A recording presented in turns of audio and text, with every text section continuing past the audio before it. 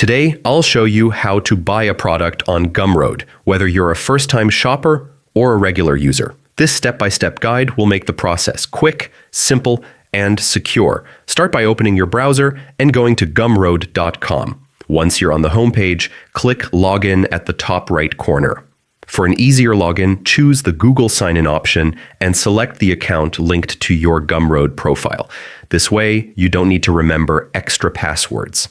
After logging in, you'll arrive at your dashboard. From here, click on Discover to browse a wide variety of digital products, from ebooks and courses to design tools and software. If you already know what you want, use the search bar to find it quickly. Enter the product name or category, then press Enter. Once you find a product you like, click on it to view details. Read the description carefully and check out reviews for extra confidence. When you're ready, click Add to Cart.